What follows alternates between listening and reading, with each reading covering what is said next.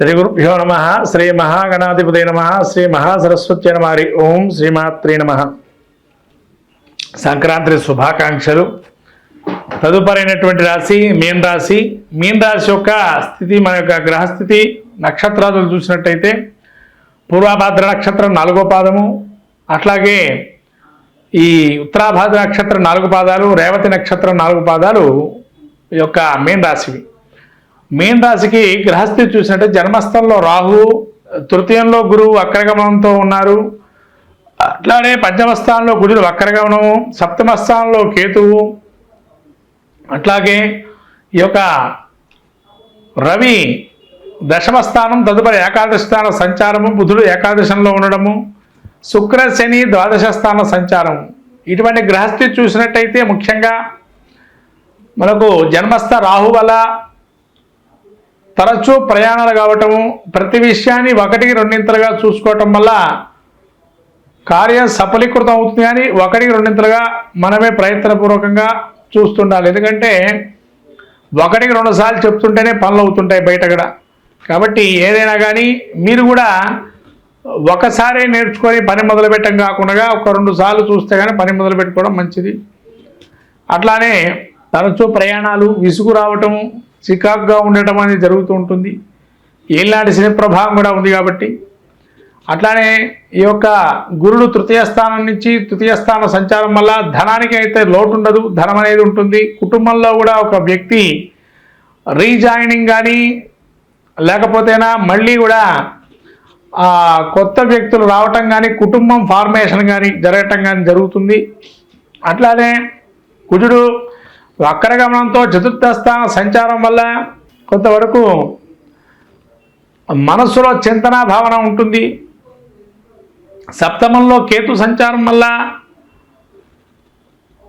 కార్యానుకూలం జరగటము కష్టంగా ఉంటుంది. అయినా కానీ సగమన్నా అయింది అని ఒక మనసులో ఒక భావన. అంటే ఒక వ్యాపారం పెట్టుకుంటాము, కొంత లాభం వస్తుంది, కొంతవరకు నష్టం కూడా వస్తుంటాయి. అట్లా అని చెప్పి లాభం వచ్చిందని ఆనందపడటం కాదు, నష్టం వచ్చిందని చెప్పి దుఃఖపడటం కాదు.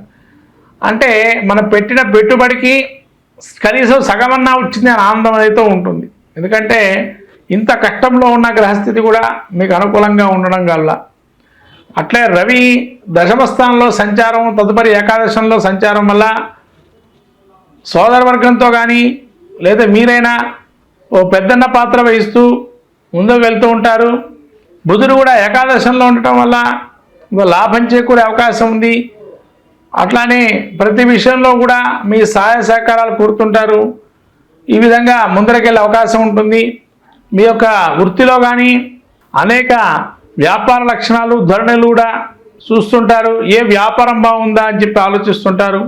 అట్లానే ద్వాదశంలో శుక్రుడు శని సంచారం వల్ల, ముఖ్యంగా ఈ యొక్క శుక్రుడు సంచారం వల్ల కొంతవరకు మానసికమైనటువంటి ఇబ్బందులు కలుగుతుంటాయి. అయినా కూడా ముందరకు వెళ్తుంటారు పోరాడి. ద్వాదశంలో శని ఉన్నా కూడా కొద్దిగా ఏలాంటి శని ప్రభావం ఉన్నా అనారోగ్యమైనది ఇవి ఉంటుంటాయి. కానీ అయినా దాన్ని తట్టుకొని జీవనం చేస్తూ ముందుకు వెళ్తుంటారు. ఒకటి దీనిలో ఉన్న ప్రధాన ఉద్దేశం ఏంటంటే వక్రగమనంలో ఉండేటువంటి గురువుడు మీకు ద్వితీయ స్థానంలో ఉండడం వల్ల ఎంత కష్టం వచ్చినా ఓర్చుకొని ముందుకు వెళ్తుంటారు. అది మీ దగ్గర ఉన్నటువంటి సహనం, ఓర్పు గుణాలు. కాబట్టి ఈ గురువు వక్రగమనంలో ఉండి ద్వితీయ స్థాన సంచారం వల్ల ఓర్పు, సహనంతో ముందుకు వెళ్తూ ఉంటారు. ప్రతి పనులు కూడా అలా ముందుకు సాధిస్తుంటారు. మొత్తం మీద మీన రాశి వారికి ముఖ్యంగా రాజకీయ ప్రముఖులు కానీ, వ్యాపారంలో ఉండేటువంటి వారు కానీ అన్ని సమపాళ్లలోనే ఉంటాయి. కానీ పూర్తిగా కొన్ని పనులు జరగకుండా ఉంటాయి. కాబట్టి వచ్చిన దాంతో తృప్తి పడడం అనేది మనం నేర్చుకోవటం మంచిది అనే ఆలోచనతో ఉండండి. ఖచ్చితంగా అన్ని పనులు జరుగుతాయి. మీరు సహాయ సహకారం ఏదైతే ఇస్తారో, ఇదివరకు ఇచ్చారో వాళ్ళు మళ్ళీ మిమ్మల్ని సహాయం కోరి మీ దగ్గర రావటం, లేదా వాళ్ళు మీకు సహాయం చేయడంతో కూడా మీరు వృద్ధిలోకి వచ్చే అవకాశం ఉంటుంది. ఇటువంటి మీన రాశి వారికి ఏళ్ళనాటి శని ప్రభావం ఉన్నా ఆయన ముందుకు వెళ్తుంటారు. ఈ యొక్క శని యొక్క బాధలు పోవటానికి శనికి తైలాభిషేకము, అభిషేకాదులు, వెంకటేశ్వర స్వామికి ఆరాధన కానీ, మీకు యథోక్తంగా వ్రతం కానీ చేసుకోవటం మంచిది. అట్లాగే జన్మంలో రాహు సంచారం వల్ల కాలభైరవాష్టకము, దుర్గాదేవి ఆపదుద్ధారక స్తోత్రము, అట్లే ఖడ్గమాల స్తోత్ర పాలన చేసుకోవటం వల్ల ఇవన్నీ కూడా నశించి విజయాన్ని సాధిస్తారు ప్రతి విషయంలోనూ కూడా. ఈ విధంగా శత్రు పరాభవాన్ని కూడా దుర్గా అమ్మవారి అనుగ్రహం వల్ల మీన రాశి వారు అనుగ్రహిస్తుంది. కాబట్టి మీన రాశి వారు ఈ చెప్పినటువంటి సూచనలు చేసుకోవటం వల్ల ఇంకా మెరుగైన ఫలితాలు పొందుతారు. ఈ యొక్క పుష్యమాసంలో ఈ మన సంక్రాంతికి మీరు చేసుకోవాల్సినటువంటి విషయాలు ఏంటంటే, రాబోయే సంక్రాంతి రోజు ఈ సూర్యనారాయణ స్వామికి ఆరోగ్య నిమిత్తము జిల్లేడు పూలతో అర్చన చేసుకోవటము, లేతేనా జిల్లేడు పూలతోని ఆంజనేయ స్వామికి ప్రదక్షిణం చేసి అర్చన చేసుకోవటం అనేది చాలా మంచిదిగా చేకూరుతుంది. మొత్తం మీద ఈ ద్వాదశి రాశుల వారు ఈ సంక్రాంతికి ఏది పాటిస్తే మాకు బాగుంటుంది అనుకునే దానికి వస్తే, ద్వాదశి రాశుల అందరూ కూడా సవిత్రు సూర్యనారాయణ స్వామికి ఉత్తరాయణ పుణ్యకాలంలో దానం, స్నానం, జపం, వ్రతం లాంటివి చేసుకోవటంతో కానీ, లేకపోతేనా వచ్చేటువంటి బ్రాహ్మడికి స్వయంపాక దానం ఇవ్వటము, అట్లాగే ఏదైనా బెల్లము కానీ నువ్వులు కానీ, అట్లానే తెల్ల నువ్వులండి, నల్ల నువ్వులు కావు, తెల్ల నువ్వులతో చేసే పదార్థాలని ఇవ్వటం వల్ల కూడా మనకుండేటువంటి ఆరోగ్య రుగ్మతల నుంచి బయటపడతాము.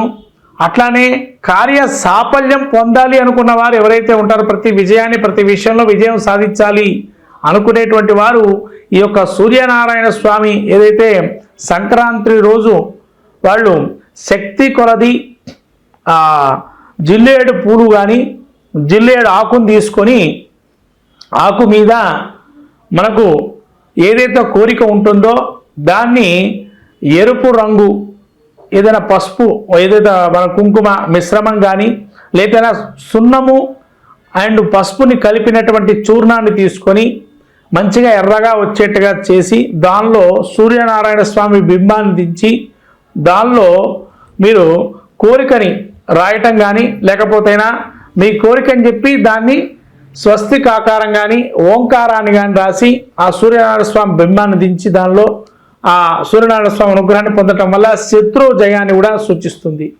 ఇంకా కొంతమంది ఏదైనా అక్షరం రాయదలుచుకుంటే కనుక హ్రీం అనే అక్షరం రాయటం వల్ల ఆ తెల్ల జిల్లేడు ఒక ఆకులో సంక్రాంతి యొక్క స్వరూపంలో సూర్యనారాయణ స్వామిని హేంకార శబ్దంతో కనుక ఆరాధన చేస్తే మనకు అన్ని విజయాలు సాధిస్తూ సకలము కూడా విజయం సాధిస్తూ ఉంటాము. హ్రీంకార బీజాన్ని కనుక ఆ యొక్క తెల్ల జిల్లేడు ఆకు మీద రాసి ఎరుపు రంగుతో రాసి ఆ రాసినటువంటి ఆకుని ఆంజనేయ స్వామి దగ్గర పెట్టడం వల్ల మంచి ఫలితాలు చేకూరుతాయి. ఈ విధంగా సంక్రాంతి రోజు ఈ విజయాన్ని సాధించే అవకాశానికి ఈ యొక్క సూచనలు చేసుకోవడం జరుగుతుంది. మొత్తం 12 రాసుల వారు ఇది పాటిస్తే కూడా మరి మంచిది. హరి ఓం.